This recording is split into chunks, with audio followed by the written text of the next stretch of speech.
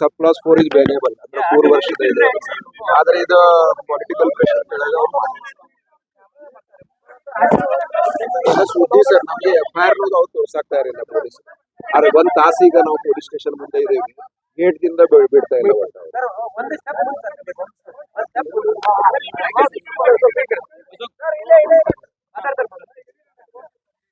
ಕೇಳಪ್ಪ, ವಿವರ ಬಂಧನ ಆಗಿದೆ, ಲಾಯರ್ಗೂ ಕೂಡ ಒಳಗೆ ಬಿಡ್ತಾ ಇಲ್ಲ.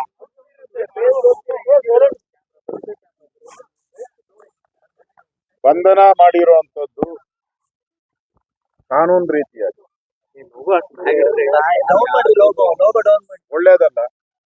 ಒತ್ತಡದಿಂದ, ಪೊಲಿಟಿಕಲ್ ಪ್ರೆಷರ್ ಇಂದ, ಮಂತ್ರಿಗಳ ಒತ್ತಡದಿಂದ ಮಾಡಿರುವಂತ ಒಂದು ಕೇಸ್ ಇದು.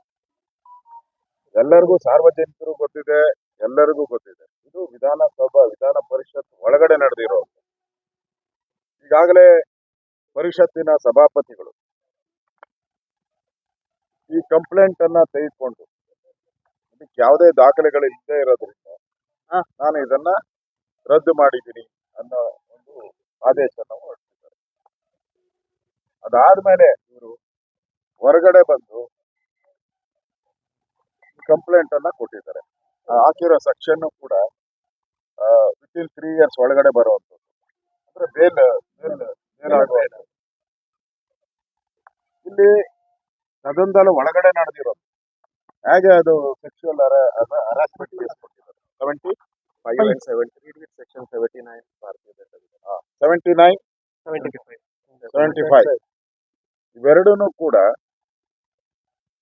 ವಿಧಾನ ಪರಿಷತ್ ಅಲ್ಲಿ ಸುಮಾರು 40 ಜನ MLCಗಳಿದ್ದಾರೆ. ಒಂದು 50ಕ್ಕೂ ಹೆಚ್ಚು ಜನ ಪತ್ರಕರ್ತರಿದ್ದಾರೆ, IAS ಅಧಿಕಾರಿಗಳಿದ್ದಾರೆ, IPS ಅಧಿಕಾರಿಗಳಿದ್ದಾರೆ ಒಳಗಡೆ.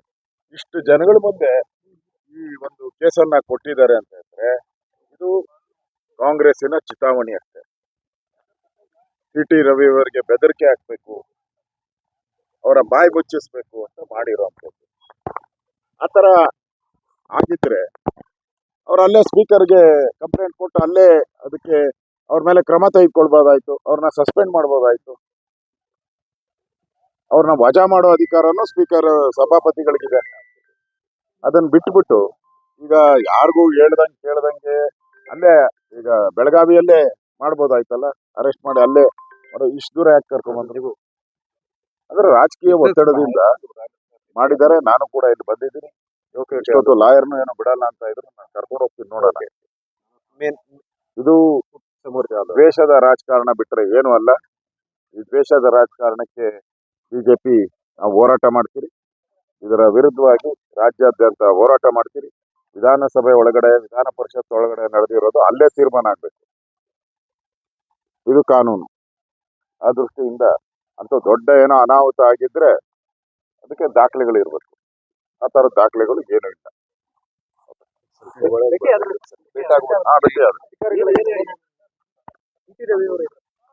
ಭೇಟಿ ಮಾಡಿದ್ದೀನಿ. ಈಗ ಲಾಯರ್ ಬಿಟ್ಟಿಲ್ಲ ಅಂದ್ರು, ಅದಕ್ಕೆ ನಾನು ಕರ್ಕೊಂಡು ಹೋಗ್ತಾ ಇದ್ದೀನಿ.